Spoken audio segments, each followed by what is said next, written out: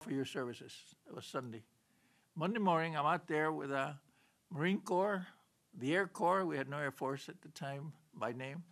The Marines, Merchant Marines, Coast Guard, and I had one answer given to me: we are not taking Mexicans at this time. Even at that age, I was surprised that they were not reacting. That somebody has bombed us. They're hurting us on that. But I will stop with that. Thank you, Thank you. Francisco. All right, so as you know, they're here. We're ready to engage. It's your turn now. So, any questions, or how would we like to continue our conversation today?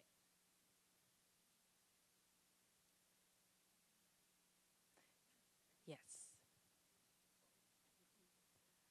Um, I would like to know how we can get our young people engaged in terms of understanding what each of us have been through. We're talking about Rosa Parks, but there are other. You talk about the story that Mr. Vega has just shared with us. So I need to know. We seem to be moving away from talking about uh, civil rights, and people think that it's over. And what can we do to make sure our young people understand that the fight, the struggle, is not over? Thank you. Who would like to start? I guess The young person. young person kicks this one off. That's no problem. Um, I was writing some notes here while I was watching the documentary, and I would like to really caution my peers first and foremost. I think Reverend Van Doren hit on an excellent point about America being post-racial. I don't know if America will necessarily ever be post-racial. I do think we need to celebrate our diversity. I mean, what makes New York one of the great American cities, New York, it's the fact that you can go to Little Italy, or you can spend time amongst Russian people in Little Odessa, and then be out in Bed-Stuy amongst Jamaicans and Haitians and so forth. So America being post-racial, because we have an African-American president, is one of the biggest misconceptions I think that many of us have. I think that we've progressed as a nation, and that's a great thing.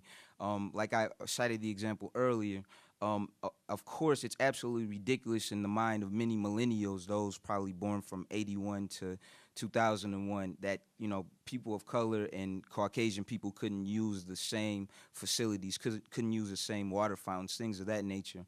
And so we've got beyond that thanks to the blood, sweat, and tears of the ancestors, those out of the civil rights movement.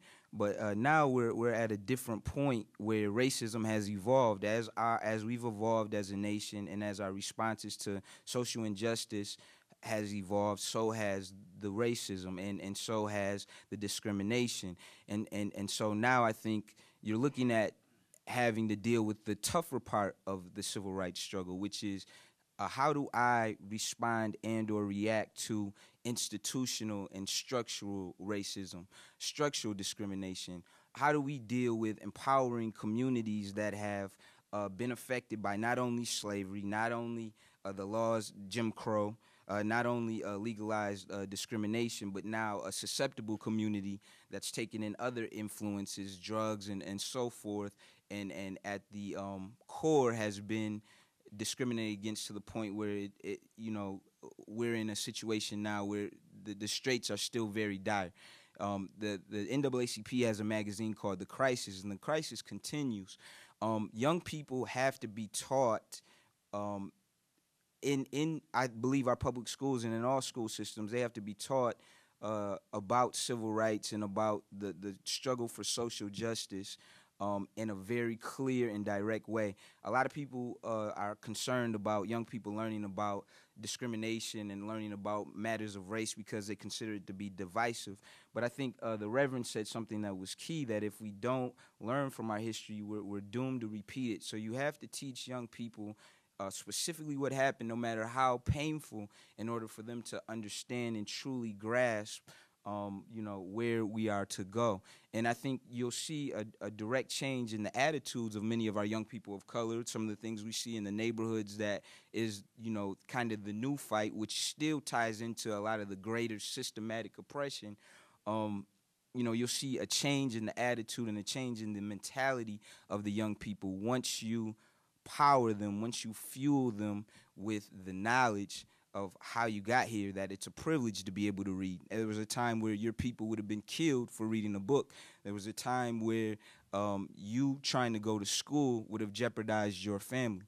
I think my great grandfather, he was an independent businessman, had to leave the South because of complications with white people. And so when you teach people that, I think that young people then will feel empowered to go out and to act. And the issues are the same. I mean, you look at the incarceration rates of African-American males, or you look at just how African-American males are portrayed in the media. I mean, think about it. On News 8, News 13, I love all those media stations. They give me good coverage when I'm doing something. But on average, what are the images that you see of the African-American male today in the media? What are we feeding our young people? There's so many different frontiers of the civil rights movement, and it's not like there's a lack of ways to, there's not like there's a lack of issues to get involved with and to respond to. There's just not the blatant racism, the spitting on you because you're black or lynching you that was once a part of our nation's sad and tragic history. And I think there are a lot of good points in there. And a couple of things that I wanted to point out. And if anybody else on the panel or in the audience wants to chime in on this, is the idea you bring up, how do we engage young people? Well, understanding systematic, institutionalized discrimination. Those are big words, and a lot comes with that. And some things that you point out is that young people today can automatically perhaps process all of that to understand what that looks like. So I think those are some key points. Anybody else from the panel want to? Okay.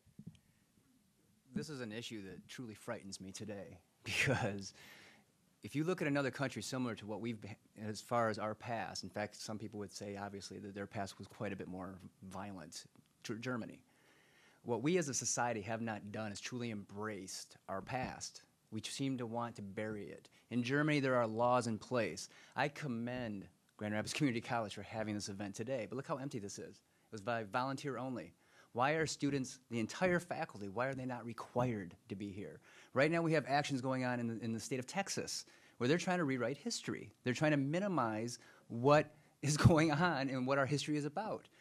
Conversations that you see online on Facebook, even today, we shouldn't have, why are you bringing out the race card? Well, the race card still exists. If we go 2 more generations, people will not remember what happened in 1955, much less 1855.